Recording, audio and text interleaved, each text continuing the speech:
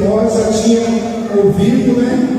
Mas ainda temos mais algumas coisas para compartilhar com os irmãos.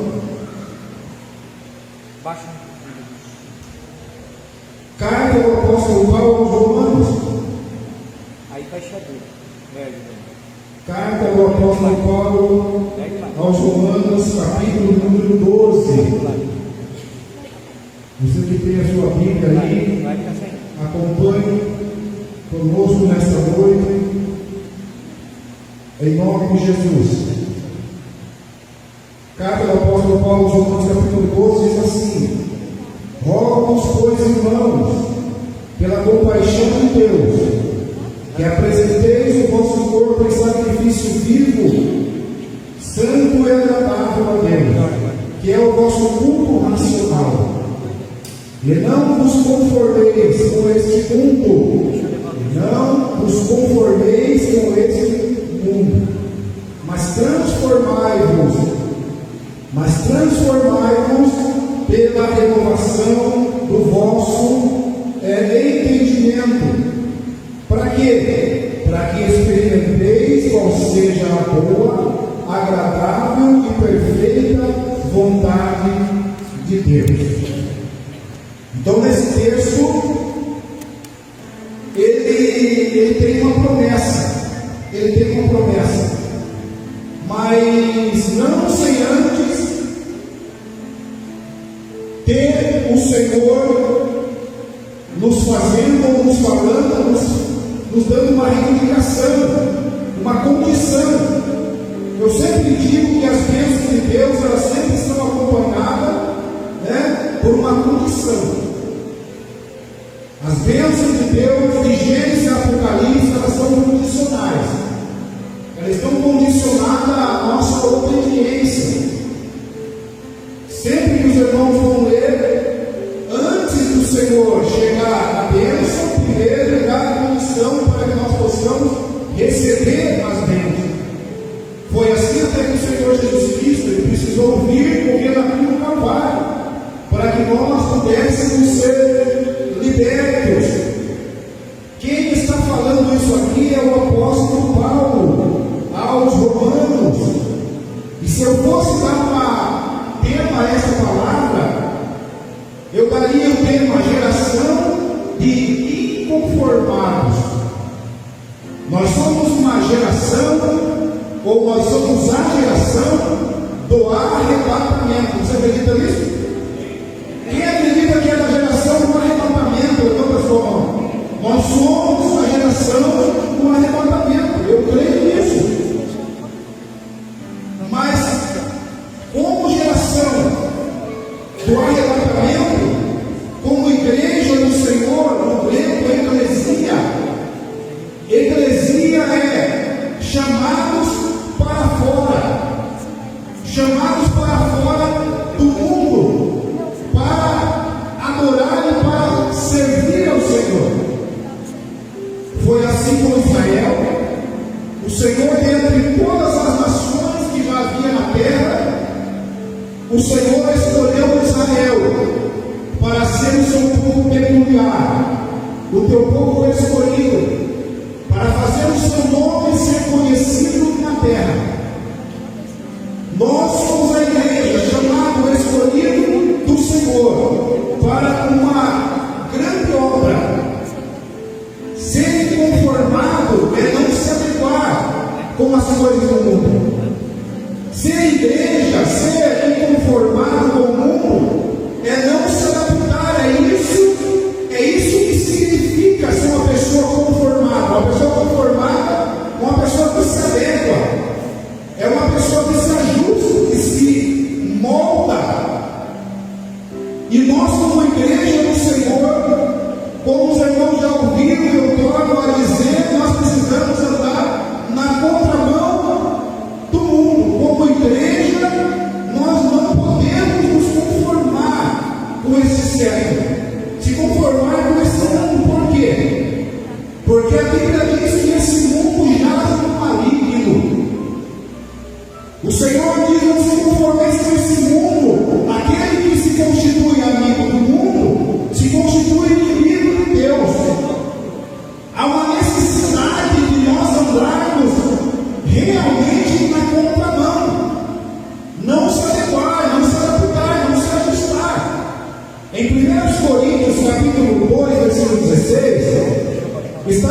porque quem conheceu a mente do Senhor para que possa instruí-lo? Mas nós temos a mente de Cristo. Nós temos a mente de Cristo. Não se acomodar é não fazer concessão da nossa fé. Não se acomodar é não vender os nossos valores. Não se acomodar é não andar de mão dada com o mundo, é não se render ao sistema. Mesmo que para isso, no original, nós sofremos retaliações. Em todo o tempo foi assim. O sistema, seja político, seja um sistema religioso, seja qual sistema for, ele tenta nos fazer acordar, nos fazendo proposta para que nós venhamos adaptar ao sistema. E como igreja, nós não podemos aceitar. Muitos são aqueles que têm se acomodado, têm vendido os valores. A Bíblia diz assim, Paulo, dizendo a Timóteo: aquele que milita a boa milícia, não se prende às coisas desse mundo, não se embaraça com coisas desse mundo. Não está dizendo que nós não estamos vivendo aqui nesse mundo físico, mas como a Bíblia está falando em mundo aqui, está falando desse sistema corrompido de pecado, que tenta impedir a igreja de caminhar e de continuar pregando o Evangelho. E são muitas as pessoas que têm se corrompido, muitas das vezes para ter um nome em evidência, para ter um nome no cartaz, para ter uma porta aberta e uma grande denominação para que ele possa pregar lá. Mas quem abre porta é Deus. Quem abre porta é Deus. A partir do momento que nós aceitamos Jesus, fomos incluídos no corpo de Cristo, o Senhor se responsabiliza por nós. Como o evangelista Dom Jaime, aí eu elevo os meus olhos para os montes, de onde me virá o socorro? A partir de agora, o meu negócio é com Deus, o meu socorro vem do Senhor, que fez o céu e a terra. A partir desse momento, eu passo o que passar, a luta do passado. A partir desse momento, o meu compromisso é com Deus. As coisas velhas se passaram, mas tudo se fez novo. É uma caminhada de fé, é uma caminhada de confiança. Ou eu confio em Deus, ou eu não confio. Não existe meio termo. Não existe meio termo. Não existe atalho.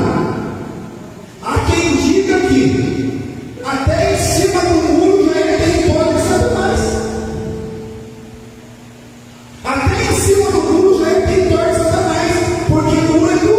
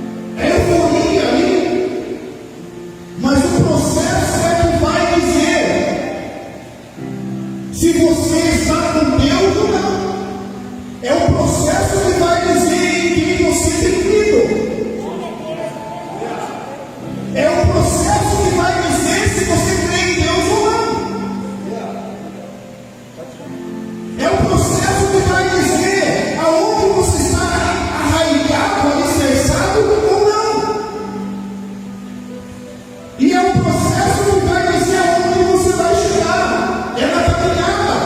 É na caminhada. Perceba que em todos os momentos de grandes homens da Bíblia, nós vemos que foi um processo.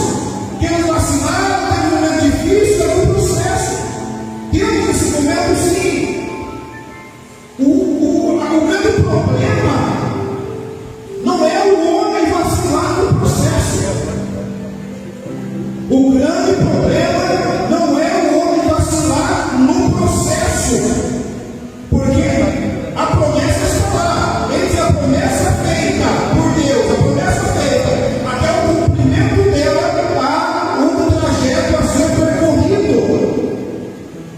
Há um trajeto a ser percorrido.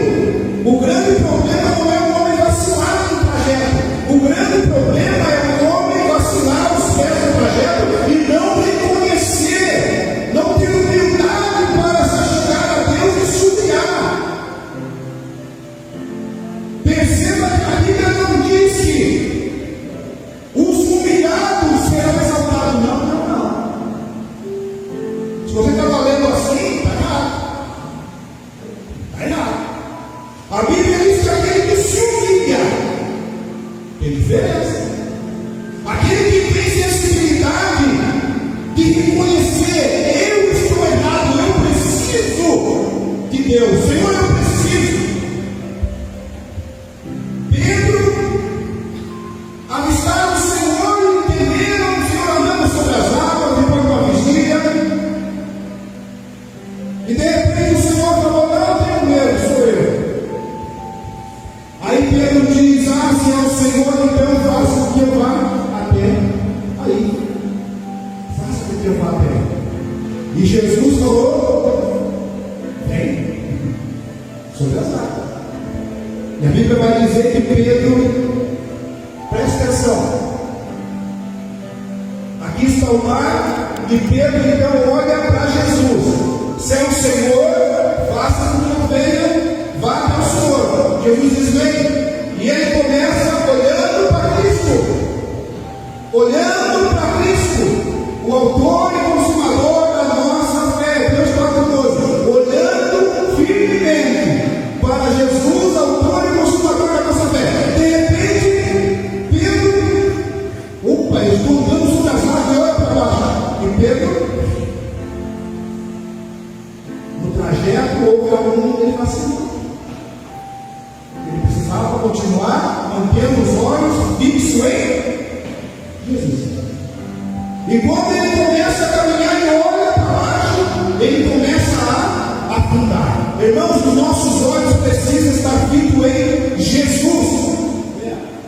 Pessoas que estão formadas com esse mundo, ele fica os olhos em Jesus. Pode vir proposta, pode vir dificuldade, pode vir problema, pode vir o que vier. Ele fica os olhos em Jesus. O meu alvo é Jesus, é a cruz de Cristo, dele no mar, não pode olhar para ele, aconteça o que está acontecendo. Se eu estiver olhando para ele, ele garante a minha vitória. Se eu confiar nele, ele garante a minha vitória. Pedro se afunda. Mas quando Pedro começa a afundar, não foi Jesus que correu até Pedro, pegou na mão dele e puxou. Foi? O texto não diz isso. O texto diz que Pedro falou: Senhor, socorre-me. Socorre-me. Senhor, socorre-me. Ele reconheceu. Ele se humilhou. E nós estamos falando de alguém perito nas águas, pescador, mas ele reconheceu. Pedro, ele vacilou pelo menos umas 2 ou 3 vezes, mas Pedro reconheceu que precisava, ele se humilhou. O irmão falou sobre Davi vacilou, mas ele no Salmo 51, Davi, ele se humilha aos pés do Senhor. Senhor, devolve a alegria da salvação. Não retire de mim o seu espírito. Não me lance fora da tua presença, Senhor. Em outras palavras, Senhor, errado fui eu. Eu, Senhor meu Deus, errei, eu vacilei, eu reconheço. Mas não saia da minha vida, não tire o teu espírito de mim.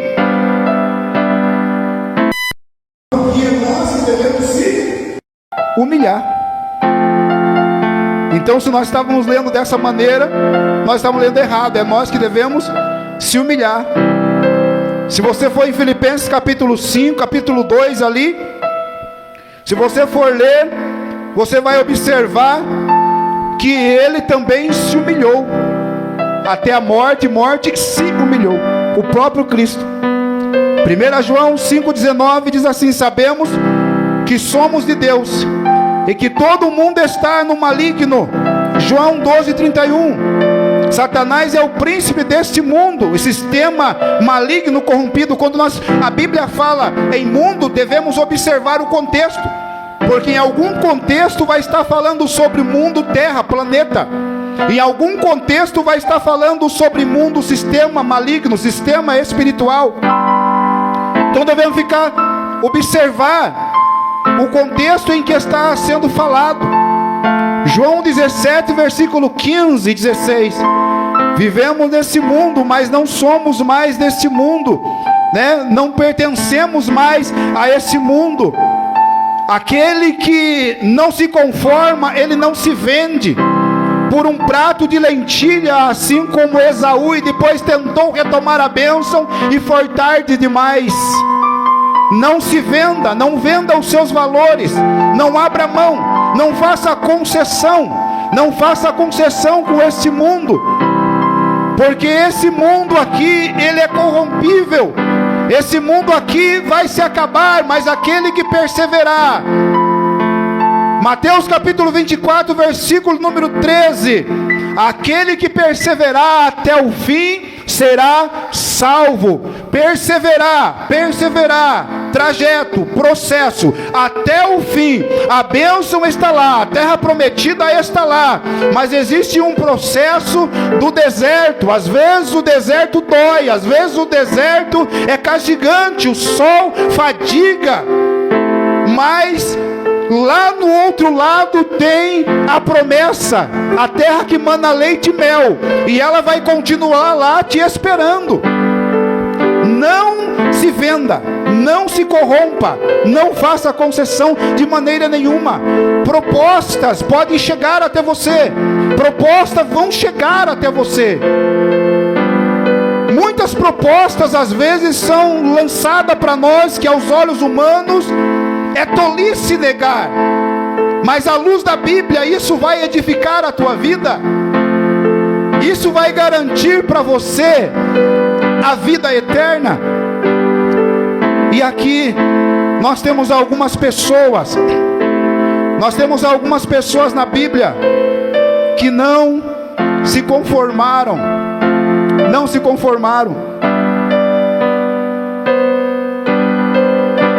Hoje nós estamos estudando sobre seitas e heresias na nossa escola bíblica dominical, e nós sabemos que há coisas que parece que são,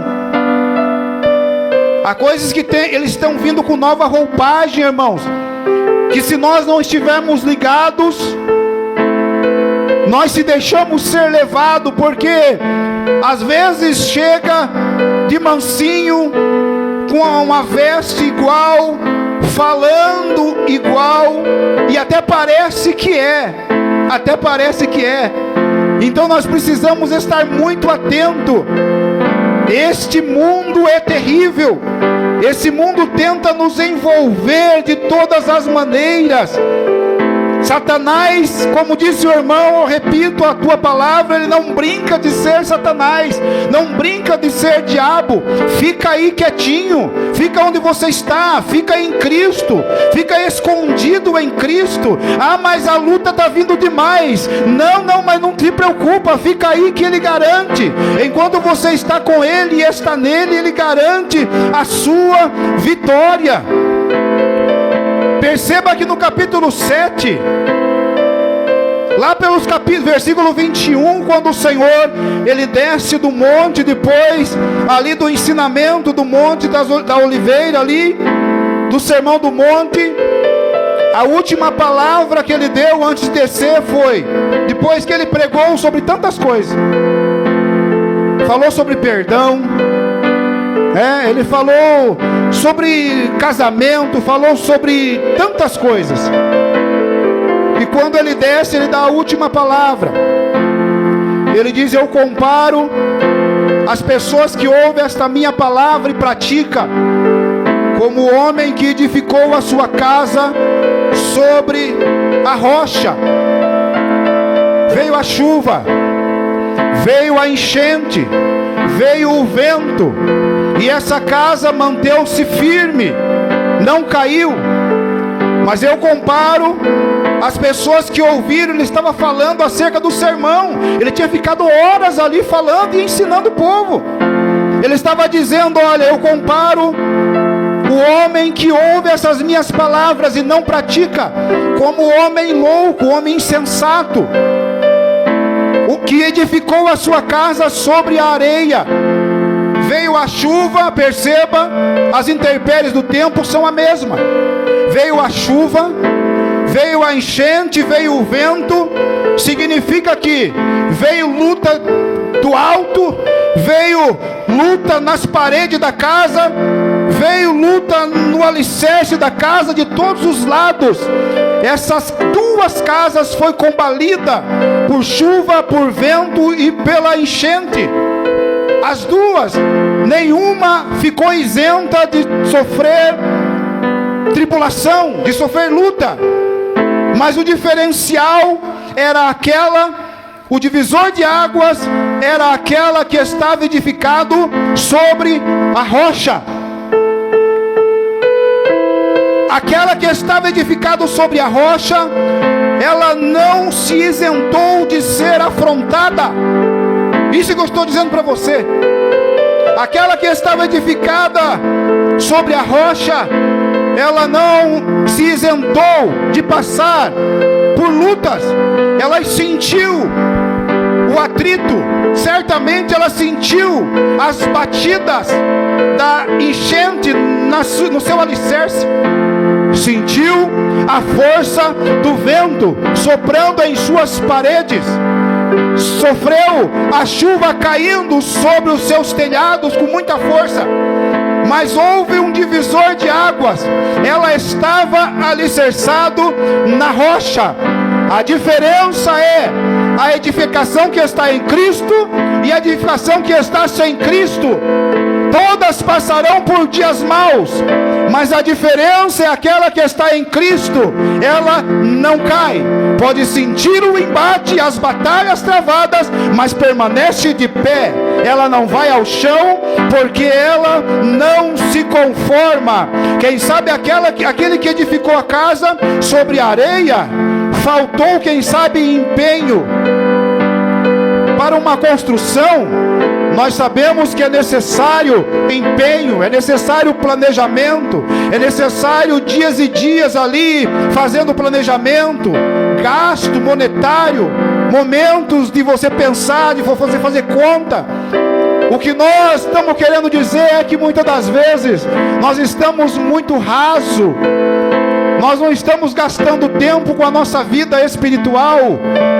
E quando vem uma proposta, nós acabamos se deixando levar, porque vivemos em dias corridos, que procuramos facilidades, praticidades, vivemos em um dia de imediatismo. Por isso precisamos gastar tempo na nossa edificação espiritual. Se não gastarmos tempo na nossa edificação espiritual, tempo na leitura bíblica, tempo para levantar cedo, vir na escola bíblica dominical, tempo de oração, tempo de jejum, tempo de consagração, tempo de comunhão com os irmãos, nós estamos correndo um sério risco, porque os dias maus não avisam os dias que vêm. E quando ela vir e nos pegar com os nossos alicerces colocados sobre a areia, certamente será duro a queda. Mas quando vier e nos encontrar, nos achar edificado em Cristo, pode vir o que vier, pode vir luta, pode vir problema, pode vir o inferno, mas se nós estivermos com Cristo, é Ele que garante a nossa vitória. É Ele que garante.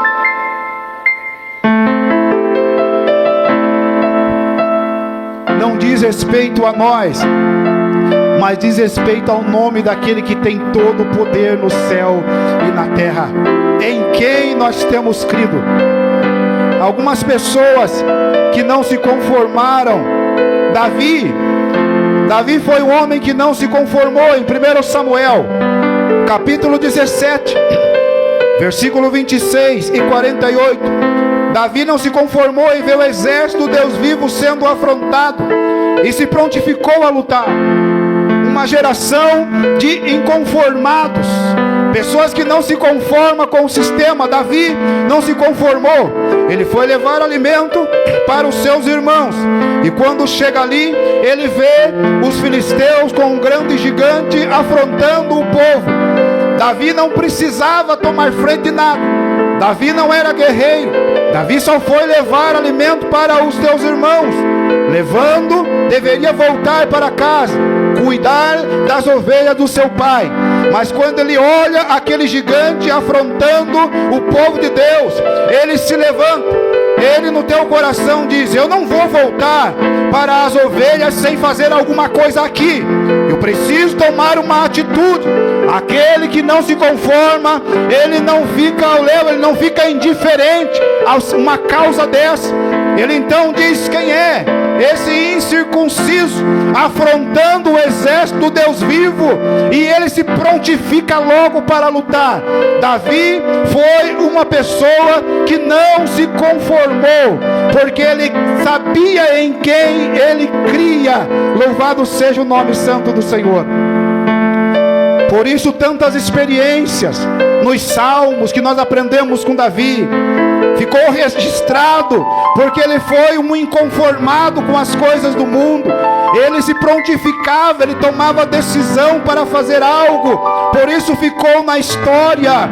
Mas a história dele passou, ficou registrado. E qual será a nossa história para os nossos filhos, para os nossos netos, se o Senhor não vir até lá? O que lembrarão de mim? O que lembrarão de você? O que falarão de mim? O que falarão sobre você? Uma geração de inconformados.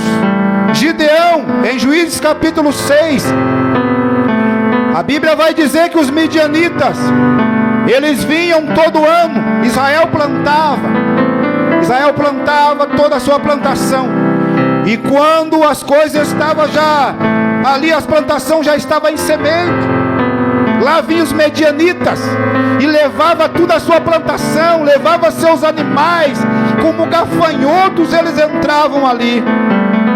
Mas havia um homem chamado Gideão. Enquanto todos os outros homens estavam escondidos em caverna, correndo, abandonava tudo, os seus bens, todo o seu trabalho, entregava de mão beijada, Gideão falou: eu não vou entregar, eu não me conformo, comigo não, na minha casa não, na minha família não vai entrar, não vai levar. E a Bíblia vai dizer que Gideão, ele estava no momento em que o Senhor o chama, ele estava malhando trigo no lagar. Trigo não se malhava em lagar, trigo se malhava na eira, um lugar alto. O lugar alto era mais propício, ali malhava. Quem já malhou feijão sabe que precisa ser um lugar que venta. Depois de malhado, ele joga para cima, e o vento vem então e leva a palha, e fica somente a semente. Assim era feito. Mas se fizesse isso, os medianitas levavam. O Senhor então deu estratégia para Gideão. Gideão falou: não, o meu alimento não vai levar. Pode levar o alimento de vocês, mas o meu não, porque eu não me conformo em plantar, em criar os animais e tudo, e eles levarem. Não, o meu trigo eles não vão levar. Ele desceu para o lagar, aonde se pisava a uva para fazer o vinho, o suco, em um lugar difícil, em um lugar complicado, que não venta. Mas ele falou: por mais que seja difícil, por mais que o problema seja complicado, aqui embaixo é mais difícil, mas eu não me rendo, eu não me conformo. O alimento, a minha casa, a minha família não vai levar o que o Senhor me deu. A minha bênção Satanás não vai levar. O que é meu, o Senhor não vai permitir. Deus não vai permitir. E o Senhor o chama. O O Senhor o chama no momento em que o Senhor olha do céu. Poderia ser um João, poderia ser um Pedro, poderia ser um José, poderia ser. Mas quando o Senhor olha do céu, Ele não vê José, não vê Pedro, não vê João. O Senhor vê um inconformado chamado Gideão. Então o Senhor fala: o Senhor é contigo, varão valoroso. O Senhor é contigo, varoa valorosa. O Senhor é contigo, homem que não se conforma. O Senhor é contigo, jovem que não faz concessão. O Senhor é contigo, família que não se vende para o sistema. O Senhor é contigo, você que não abre mão da palavra de Deus. Você que não retrocede, você que não se adequa às coisas do mundo. Poderia ser qualquer pessoa, mas estava ali Gideão. E hoje o Senhor está falando para você: o Senhor é contigo. Você que não volta atrás, que não retrocede, você que avança, você que está passando por essa luta, por essa dificuldade, esse problema, mas você está dizendo: Senhor, eu vou esperar com paciência no Senhor. Eu sei que no momento certo, na hora certa, a minha vitória vai chegar. O tempo de Deus chegou para você nesta noite. O tempo de Deus chegou para você nesta noite. Porque Deus tem visto o seu empenho. Você não tem retrocedido, está chorando, mas está com o joelho dobrado. A luta está vindo, está combalindo as paredes da sua edificação espiritual, mas você está lá chorando aos pés do Senhor, porque você crê no Deus que você tem servido. Louvado seja o nome do Senhor. Se nós formos falar ou perguntar quem aqui não tem luta, quem não tem dificuldade, problemas, todos nós temos. Mas nós temos um Deus muito maior do que o nosso problema. O seu Deus é muito maior do que esse problema que você está passando. Na sua casa, na sua família, com o filho, no trabalho, porta fechada. O nosso Deus é muito maior. O que nós temos é que crer. A Bíblia diz que o Senhor, Ele ama aquele que crê. Sem fé é impossível agradar a Deus. Se creres, verás a glória de Deus. Creia, não retroceda. Neemias, para nós não sermos muito cansativos, irmãos, capítulo 1, versículo 4. Quando soube a situação do seu povo, Neemias estava numa fortaleza. Neemias, ele não conhecia Jerusalém. Neemias nasceu no cativeiro. Neemias era copeiro do rei. Neemias morava na fortaleza de Suzã. Tinha um cargo importante no reino, tinha uma casa boa para morar, tinha comida, tinha uma cama boa para dormir. Mas certo dia, um dos seus irmãos, ele volta, já tinha ido alguns do cativeiro, já tinha voltado, o Ciro já tinha liberado, e eles tinham livre acesso a ir e a voltar, porque não eram mais cativos, não eram mais escravos. Mas alguns ainda estavam naquela localidade. E quando ele conversa com aquele irmão que estava voltando, vindo para Suzã, ele diz: como está Israel, como está Jerusalém? E aquele irmão dele, então, ele fala: olha, Jerusalém está terrível, está em vergonha, está em opróbrio, os muros caídos no chão, os portões queimados a fogo. Ah, irmão, nesse momento, quando Neemias ouve esta palavra, ele poderia voltar para casa e dizer: problema não é meu, problema não é meu, eu não estou lá, eu tenho uma cama boa para dormir, tenho um lugar seguro para viver, tenho um bom cargo, não é problema meu.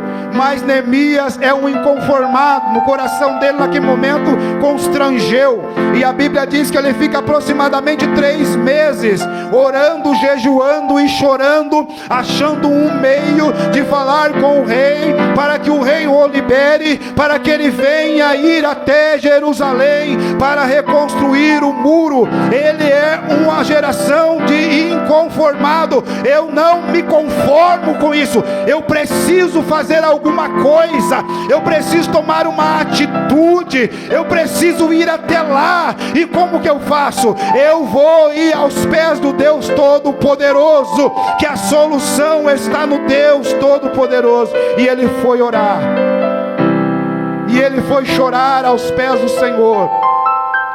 Às vezes nós queremos fazer com as nossas próprias mãos. Tira a sua mão, tira a mão desse negócio, é com Deus. Tira a mão, tira os seus recursos, senão o Senhor pode minar os seus recursos, para você reconhecer que o negócio é com Ele. Eu já disse e digo de novo aqui: há situações que o Senhor mina os nossos recursos, para que nós venhamos a entender, porque enquanto temos recursos para estar tentando com as nossas próprias forças, o Senhor não vai fazer.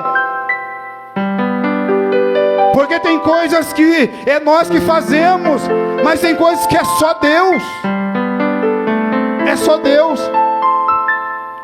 Neemias era um inconformado.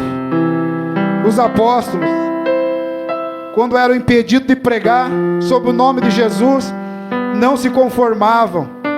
Eles eram açoitados aqui numa esquina, eles estavam pregando na outra. Eles eram presos aqui, daqui a pouco eles estavam falando de Jesus lá. O Senhor está levantando uma geração de inconformados nesse mundo, inconformado com este mundo. Nós não podemos se amoldar, não podemos vender os nossos valores. Nós somos igreja chamado para fora para uma grande obra. Jesus está em busca de homens e mulheres que não se conformam com esse mundo. Não se corrompa, não deixe o sistema pegar você. Mesmo que alguém diga: mas nós precisamos se adequar ao sistema, senão nós somos cortados. Deixa que corta, não importa. Mas se eu não fizer o que eles querem, se eu não entrar por onde eles querem, eles me tesouram, eles tiram do sistema. Deixa que tira do sistema mundano, é bom que tire mesmo, mas do sistema do céu você nunca vai sair, e é para lá que nós estamos indo. E o Senhor Jesus Cristo garante a nossa vitória. Que Deus nos abençoe. Não retroceda, não volte atrás. Pode ter luta, pode ter dificuldade, mas o Senhor é conosco. Ao invés de dizer para Deus o tamanho do nosso problema, nós precisamos dizer para o problema o tamanho do nosso Deus. É difícil, não é fácil, mas com o Senhor nós temos vitória, em nome de Jesus. Vamos nos colocar de pé nesta noite, vamos estar orando ao Senhor. E eu vou estar voltando aqui para o dirigente do culto. Eu peço as vossas orações. Ore por mim. Ore por nós, ore pela minha casa, ore pela minha família. Precisamos estar nesses últimos dias, irmãos. Não existe aqui é eu, aí é você. Não existe. Na obra de Deus não existe individualismo. Existe um coletivo, união, comunhão. Eu preciso de você. A minha casa, a minha família precisa da sua família. Ore por nós. Nós estaremos orando por vocês. Porque para onde nós vamos, nós precisamos estar juntos, unidos. Nós vamos todos para o mesmo céu. Que Deus abençoe a tua vida. Feche os teus olhos. Senhor, nós te adoramos. Eu te glorifico, Senhor, pela sua bondade, pela sua graça, pela sua palavra. Senhor, somos uma geração de inconformados. Não se conformamos, Senhor. Sabemos que muitas pessoas aqui nesta noite, Pai, vieram aqui só pela misericórdia, Senhor. E no coração dela, ela está dizendo: eu não quero ir mais. Eu não consigo, as minhas forças são pequenas, mas ela está aqui, Senhor. E o Senhor contempla, o Senhor conhece. Nos fortaleça, Senhor, para nós continuarmos até o fim. O trajeto, o processo é doloroso, Senhor, mas o Senhor é fiel. Maior é o Senhor que está conosco. Ajuda cada família, Senhor. Ajuda cada um, Senhor, cada família aqui representada nesta noite, Senhor, fortalecendo na graça do Senhor e Salvador Jesus Cristo. É o que eu te peço e te agradeço, para a glória do teu nome. Amém. Graças a Deus.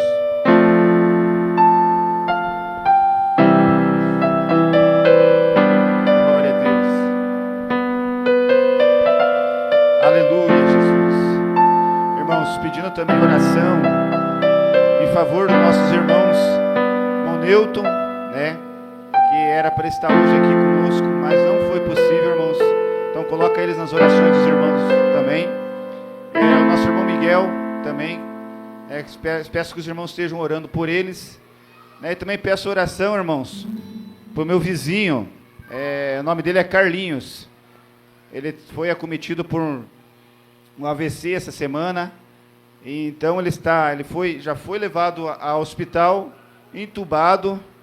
Então a gente está pedindo oração para os irmãos, para que Deus venha fazer a obra na vida, e só Deus sabe o que faz, está entregue na mão de Deus, e Deus toma conta. Então agora nós vamos estar ouvindo, irmãos, as crianças, está louvando, e logo após as crianças, eu chamo novamente nosso co-pastor, irmão Gilberto, para dar as considerações finais. Amém?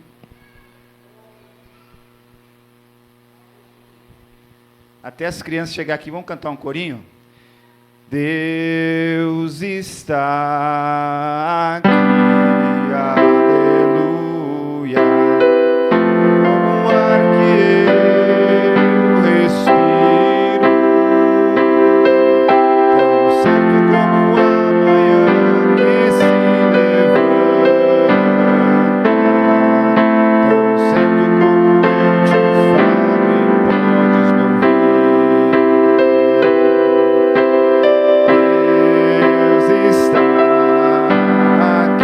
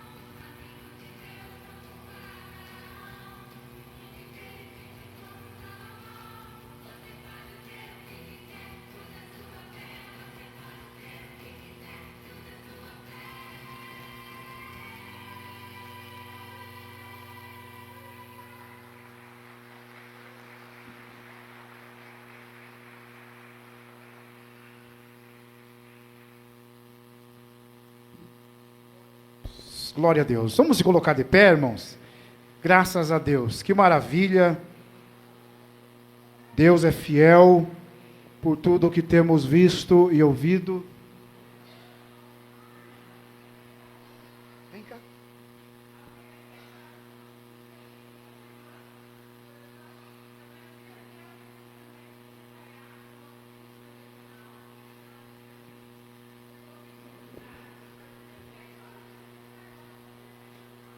Amém. Os irmãos ouviram?